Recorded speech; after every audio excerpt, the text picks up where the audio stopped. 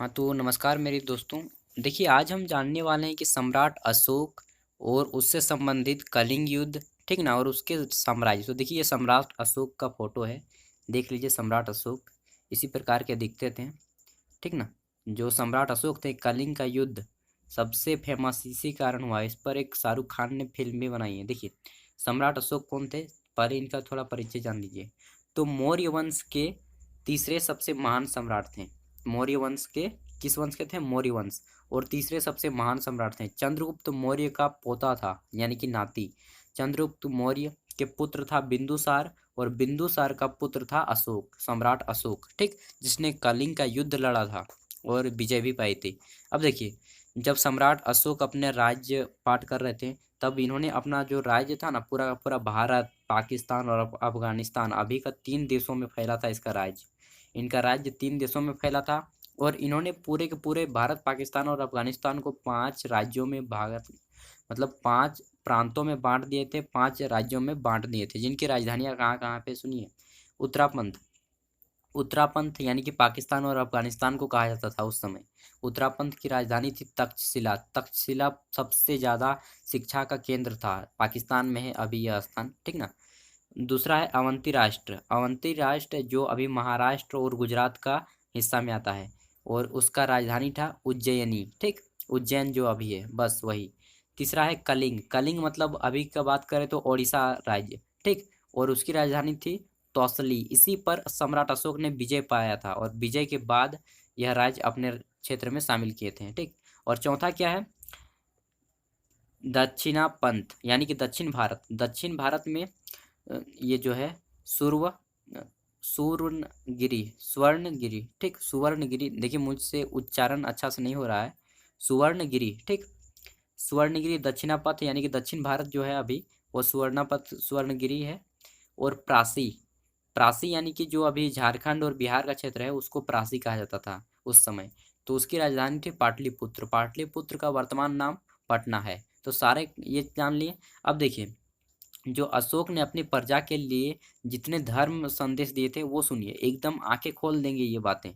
क्या है? पहली बात है, बीमार होने पर अपनी प्रजा के लिए अशोक का संदेश। अपनी प्रजा पर अशोक का क्या क्या संदेश दें? यह जो संदेश है ना, अशोक ने जब कलिंग युद्ध लड़ा, उसके बाद जब भारी लोगों की मृत्यु हुई, उसके बाद उनका हृदय पिघल गया, और वे धर्म की मार्ग पर चले गए, बौद्ध धर्म को अपना लिए, और उन्होंने कसम खाया कि आज के बाद मैं कभी युद्ध नहीं लड़ूंगा, ठीक। और अपनी जनता के लिए, अपनी प्रजा के लिए ये संदेश लिखें। क्या क्या संदेश लिखें? देखिए, बीमार होने पर, अपने बच्चों के जन्म एवं विवाह के समय मात्र शुरू करने वाले आदि अवसरों पर, अनुष्ठानों में ये कर्मकांड किसी काम के नहीं।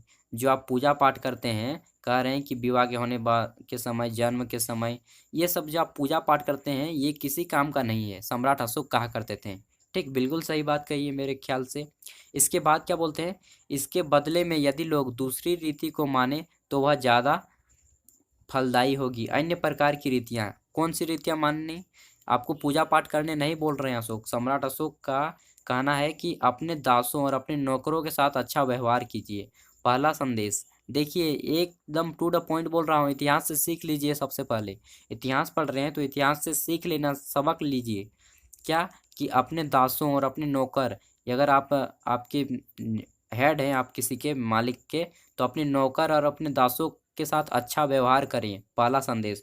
दूसरा, बड़ों का आदर करें, अपने बड़ों का आदर करें हमेशा, ठीक। तीसरा क्या है? सभी जीवों पर दया करें। कोई, चाहे कोई भी जीव हो, छोटी से छोटी चींटी हो, चाहे बड़ा से बड़ा हाथी या कोई भी आदमी, सभी पर दया भाव रखें। और ब्राह्मणों तथा श्रमणों को दान दें। ब्राह्मणों और श्रमणों की जगह हम बोल सकते हैं कि यहाँ पे जो है गरीब तथा जिनके पास ज़रूरत की सामग्री नहीं है, उनको दान दें, ठीक। ज़रूरतमंद इंसानों और गरीब को दान दें। तो ये अशोक का संदेश था, अपनी जनता के लिए दी। अब देखिए फिर क्या बोलते हैं अशोक? अपने धम्म की प्रशंसा। धम्म मतलब धर्म होता है, धम्म मतलब धर्म। धम्म संस्कृत में बोलते हैं, धर्म हिंदी में, ठीक। अपने धम्म की प्रशंसा, दूसरे के धर्म की निंदा।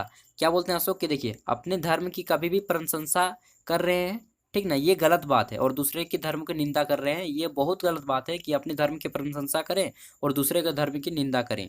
नहीं, आप दूसरे के धर्म को सम्मान करें और अपने धर्म को भी तटस्थ रखें, अपने धर्म का भी सम्मान करें और दूसरे के धर्म को भी सम्मान करें। ठीक, यह अच्छी बात होती है, ना कि यह कि आप दूसरे के धर्म को गलत बताएं और अपने धर्म को सही, चाहे आप कोई भी धर्म के आदमी हो। ठीक, अगला क्या है, बड़ाई और दूसरों के धर्म की बुराई करता है तो वह वास्तव में अपने धर्म का ही नुकसान करता है। अगर आप दूसरे के धर्म को गलत बताते हैं तो वास्तव में आप अपने धर्म की सही शिक्षा प्राप्त नहीं कर पाए हैं। इसलिए हर किसी को दूसरे के धर्म को विश्वास करने की, समझने की कोशिश करनी चाहिए। ठीक, उसका आदर करना चाहिए, दूसरे के धर्मों को भी आदर कीजिए। भारत के प्रधानमंत्री पंडित जवाहरलाल नेहरू ने लिखा है, क्या लिखा है, पंडित जवाहरलाल नेहरू ने क्या लिखा है अशोक के बारे में।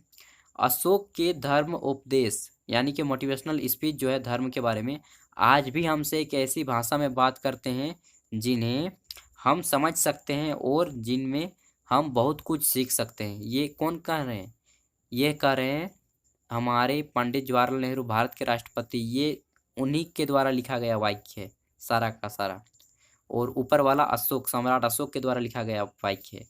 तो आई होप कि आपको इस वीडियो में, मैं उम्मीद करता हूं कि आपको इस वीडियो में बहुत सारी चीज़ें सीखने को मिली होंगी।